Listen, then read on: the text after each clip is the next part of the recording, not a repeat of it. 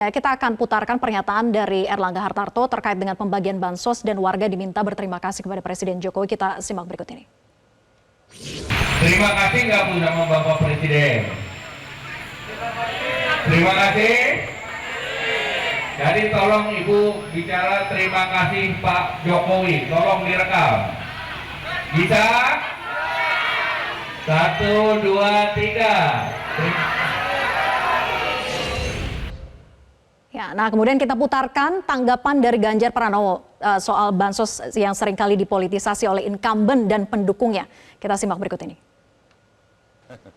Bansos selalu mendapatkan ruang terbaik di dalam pemilu. Apa yang terbaiknya? Politisasi. Maka yang seperti ini, si bansos kemudian direbut banyak orang. Maka mesti dikelirkan, mesti dijelaskan. Nah biasanya dalam konteks saya sebut boleh incumbent, akan memanfaatkan seluruh kebijakan yang menjadi klaim dari kelompok incumbent. Dan itu sebenarnya biasa.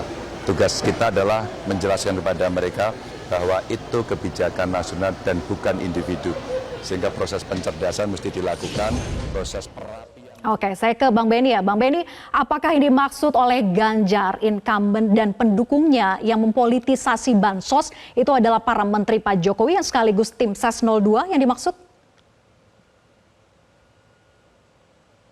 Anda harus percayalah bahwa Anda harus percaya bahwa masyarakat kita ini kan sudah cerdas secara politik. Mereka mendapatkan edukasi politik dari berbagai sumber ya. Bahkan media sosial hari ini menjadi sumber informasi yang sangat efektif dalam mengedukasi publik. Saya selalu mengatakan ada 4 kejahatan yang selalu menyertai pesta demokrasi. Apakah pilkada, apakah pemilu legislatif, apakah pilpres. 1, apa yang disebut dengan politik uang. Ini kejahatan yang sangat masif yang dilakukan oleh siapapun yang berkontestasi. Dan ini adalah praktek politik yang sangat jahat ya dalam berbagai kontestasi di negara kita, baik daerah maupun pusat. Yang kedua adalah kejahatan politisasi birokrasi. Birokrasi dijadikan mesin politik. Semua harus tunduk pada keinginan siapa yang menjadi kepala daerah, bahkan pejabat gubernur cawe-cawe ya, untuk mengarahkan para birokrat di daerah memberikan dukungan pada calon tertentu misalnya. Kemudian kejahatan yang ketiga adalah politiking penyelenggara. Bahwa KPU secara norma adalah independen sebagai penyelenggara, bahwa Bawaslu independen, tapi prakteknya selalu akan ada oknum-oknum yang menjadi bagian afiliasi politik ya, melakukan kejahatan demokrasi. Nah, yang keempat adalah kapitalisasi ya kekuasaan. Jadi siapa yang berkuasa mengkapitalisasi kekuasaan pada dirinya, bahkan berani memanipulasi program-program pemerintah yang seolah-olah itu adalah program dari calon tertentu. Bisa dibayangkan. Nah, menurut saya kalau ini kita setuju mengatakan kejahatan yang sangat destruktif dan tidak edukatif kepada masyarakat, maka pelakunya adalah penjahat. Nah, apakah para menteri mau disebut penjahat? Apakah mereka yang disebut elit dan pemimpin hari ini mau disebut penjahat? Saya pasti enggak.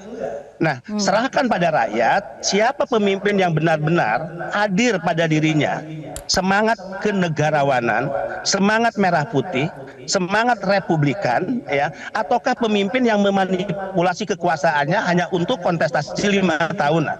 Karena bedanya politisi dengan negarawan kan sederhana. Negarawan akan selalu bicara tentang generasi berikut, tapi politisi hanya akan berbicara tentang ya pemilu berikut. Jadi kita serahkan aja pada masyarakat. Masyarakat sudah cerdas kok Mbak hari ini. Oke, tapi seberapa besar bahayanya dampak politisasi bansos jika terus terjadi secara masif, Bang Benny? Ya, kita mengcounter dengan mengedukasi. Jadi akan dilihat oleh publik mana pemimpin yang memanipulasi, mana pemimpin yang mengedukasi. Bahwa bansos itu adalah hak rakyat, bansos apapun namanya program pemerintah, semua bersumber dari keuangan rakyat, pajak masyarakat. Maka tidak ada satupun pihak elit kekuasaan di negara ini yang bisa memanipulasi itu. Bicara atas nama rakyat tapi sesungguhnya untuk kepentingan kelompoknya. Ini kejahatan yang tidak bisa ditolerir oleh siapapun masyarakat yang menginginkan demokrasi ini berjalan baik. Karena apa? Pemilu kontestasi demokrasi itu jangan bicara hasil, tapi harus bicara proses.